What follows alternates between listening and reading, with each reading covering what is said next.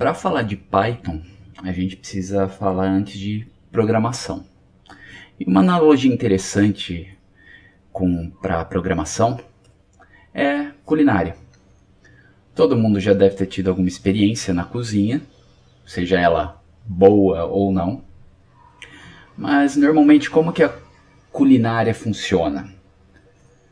A gente vai ter receitas.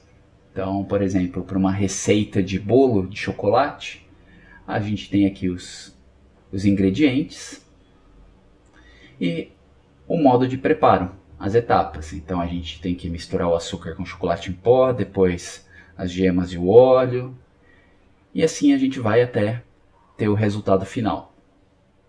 Ok, isso parece simples. Mas e se a mesma receita tivesse em russo?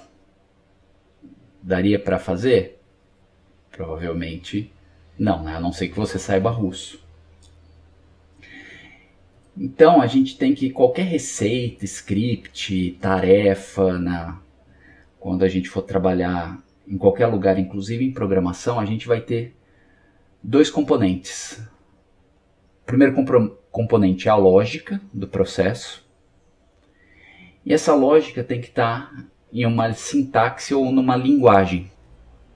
E em programação, a gente tem várias sintaxes ou linguagens de programação possíveis. Então a gente pode ter o Python, o C, o Java, Scala, Haskell, Go. Então, dependendo de como a gente quer trabalhar, ou em algumas áreas, inclusive a linguagem pode determinar as estruturas lógicas possíveis, seja orientação a objeto, programação funcional, mas isso não vem ao caso. Mas a programação ela é importante não só para a parte computacional. A gente começa a ver no dia a dia cada vez mais pessoas falando da importância de aprender programação, seja para diversas tarefas ou até para melhorar a liderança ou a maneira de comunicação, porque você tende a estruturar os processos de maneira melhor. Então, aqui algumas notícias do CEO da Apple falando que aprender a programar vai ser mais importante que aprender inglês como segunda língua. Ou aqui uma matéria dizendo porque aprender a programar vai fazer você vai lhe fazer ser um melhor líder. Bom, a linguagem Python ela foi desenvolvida em 99, na verdade no começo dos anos 2000. Ela foi feita por esse cara aqui, o Guido Van Rossum. E a ideia era montar uma linguagem que fosse muito boa para ensino, para ensinar programação. Fosse uma linguagem fácil, intuitiva e desenvolver o tempo de desenvolvimento fosse tão parecido como se fosse falar, como se fosse a língua inglesa no caso. O nome Python vem como uma homenagem que o Guido fez para o grupo Monty Python, que é um grupo de humor inglês. Tem vários filmes que eles desenvolveram sobre diversos assuntos, então é altamente recomendável que vocês procurem esses vídeos, vocês vão achar muita coisa na internet. É um grupo bem antigo. E entrando no Python, ele tem diversos ambientes de trabalho, a gente pode trabalhar com ele de diversas maneiras. Vou mostrar alguns deles aqui. Então, a primeira maneira é vir diretamente na linha de comando. Então, se eu vier aqui Python 3 que eu estou utilizando, ele carrega o Python e eu posso começar a utilizá-lo. Vou colocar aqui como se fosse uma calculadora. A igual a 3, crio essa variável, A vezes 2 igual a 6. Então eu poderia trabalhar como se fosse na linha de comando. Então aqui eu vou sair. Eu tenho outro ambiente que é o Jupyter. Vou carregar aqui o Jupyter Lab. Ele demora um pouquinho, está carregando.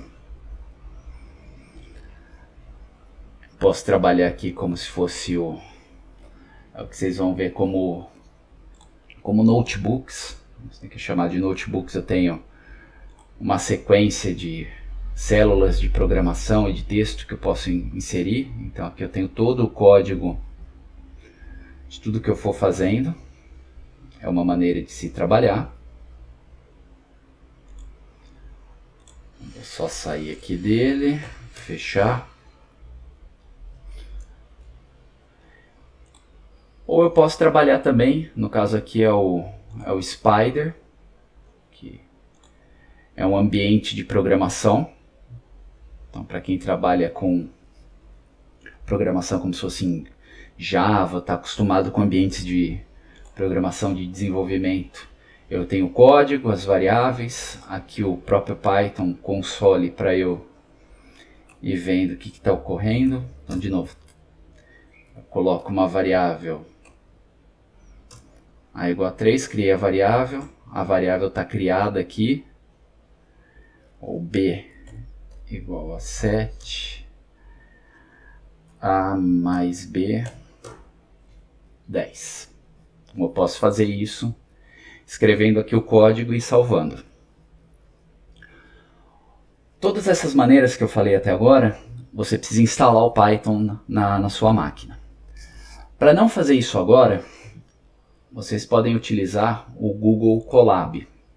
Então vocês vão no Google, escrevam Colab.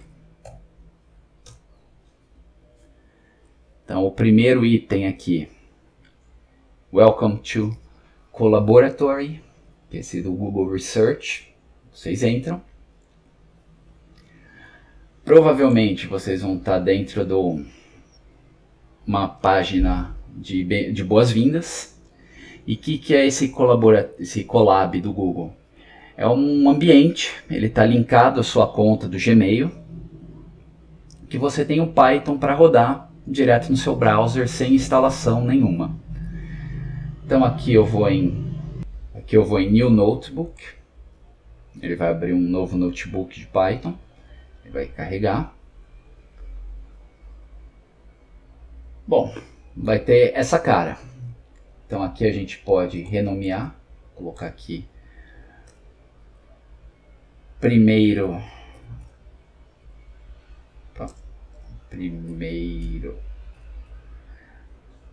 underline exemplo. Tudo aqui que vocês fizerem, ele vai estar sendo salvo no Google Drive de vocês. Então aqui eu tenho uma célula. Posso fazer de novo 3 mais 3. Peço para rodar. Aqui ele está iniciando. Ele vai alocar a memória, conectar. Inicializando. Isso é só no começo que ele demora. Conectou, aí ele pega e roda. Igual a 6. Aqui eu tenho dois tipos de célula. Uma célula de código e uma célula de texto. Então, para que elas servem? Aqui a gente tem uma célula de código. Eu vou inserir uma célula de texto. Então aqui vai ser... Eu posso escrever como se fosse um texto normal, como se fosse um editor de texto. Vou colocar primeiro exemplo em Python. Eu posso colocar aqui como sendo para virar o cabeçalho. Continuar escrevendo. Tipo, teste. 1, 2, 3. Posso colocar em negrito, em itálico. Ou também, aqui ele aceita HTML, aceita também o LaTeX, que é o LaTeX de matemática. Então eu poderia colocar exemplo, elevado a I vezes π. Estou usando uma mão aqui, então estou apanhando. Mais 1 igual a 0. E eu vou fechar o editor. Então eu tenho